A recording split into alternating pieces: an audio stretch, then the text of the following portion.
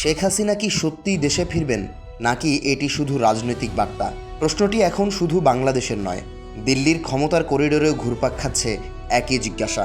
কারণ একসময় ভারতের সবচেয়ে নির্ভরযোগ্য রাজনৈতিক মিত্র হিসেবে বিবেচিত এই নেত্রী এখন ভারতের জন্য কৌশলগত সম্পদ নাকি বাড়তি দায় বদলাতে শুরু করেছে সেই হিসেব। ইতিহাস বলছে, ক্ষমতাচ্যুত নেতাদের আশ্রয় দিয়ে অনেক দেশ ভবিষ্যতের কূটনৈতিক সমীকরণ গড়েছে। ভারতও এর ব্যতিক্রম নয়। তালিকায় রয়েছেন নেপালের মহারাজা ত্রিভুবন বীর বিক্রম শাহ, তিব্বতের ধর্মগুরু দালাই লামা, আফগানিস্তানের প্রেসিডেন্ট মোহাম্মদ নাজিবুল্লাহ ও মালদ্বীপের প্রেসিডেন্ট মোহাম্মদ নাশিদ। তবে শেখ হাসিনার বিষয়টি অন্যদের মতো নয়। হাসিনা শুধু একজন সাবেক প্রধানমন্ত্রী নন, দীর্ঘ সময় বাংলাদেশের রাষ্ট্র ক্ষমতার কেন্দ্রবিন্দুতে ছিলেন তিনি। প্রশাসন, নিরাপত্তা, অর্থনীতি ও আঞ্চলিক রাজনীতিতে তার প্রভাব ছিল গভীর। তাই ভারতে তার অবস্থানকে দিল্লির সম্ভাব্য তুরুপের তাস হিসেবে দেখছেন অনেকে। বিশ্লেষকদের মতে, প্রয়োজনে এই উপস্থিতি বাংলাদেশকে রাজনৈতিক বার্তা দেওয়ার একটি পরোক্ষ হাতিয়ার হতে পারে। আবার সংখ্যালঘু ইস্যু, সীমান্ত উত্তেজনা কিংবা আঞ্চলিক কূটনীতিতে হয়ে উঠতে পারে মনস্তাত্ত্বিক চাপ তৈরির উপাদান।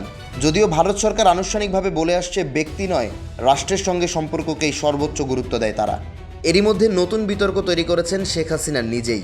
আন্তর্জাতিক গণমাধ্যমে দেওয়া সাক্ষাৎকারে তিনি বলেছেন, ডিসেম্বরে দেশে ফিরে আদালতে আত্মসমর্পণ করবেন।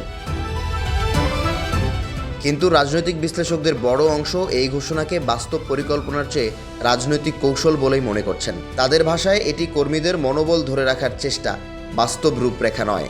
বিশ্লেষকদের যুক্তিও স্পষ্ট, দেশে ফিরলেই তাকে মানবতা বিরোধী অপরাধের মামলায় আইনি প্রক্রিয়ার মুখোমুখি হতে হবে। অন্যদিকে গণঅভ্যুত্থানের পর দেশের রাজনৈতিক বাস্তবতাও পুরোপুরি বদলে গেছে। তাই দেশে ফেরার সম্ভাব্য সময় ডিসেম্বর বললেও কোন বছরের ডিসেম্বর তা উল্লেখ করেননি হাসিনা। এমন পরিস্থিতিতে তার ফিরে আসা বড় ধরনের ঝুঁকির নামান্তর বলে মনে করছেন তারা। সব মিলিয়ে প্রশ্নটি এখন আরও বড়। শেখ হাসিনা কি এখনও ভারতের কৌশলগত সম্পদ, নাকি সময়ের সঙ্গে সঙ্গে তিনি দিল্লির জন্য রাজনৈতিক বোঝায় পরিণত হচ্ছেন? এর উত্তর মিলবে ভবিষ্যতের রাজনীতিতে।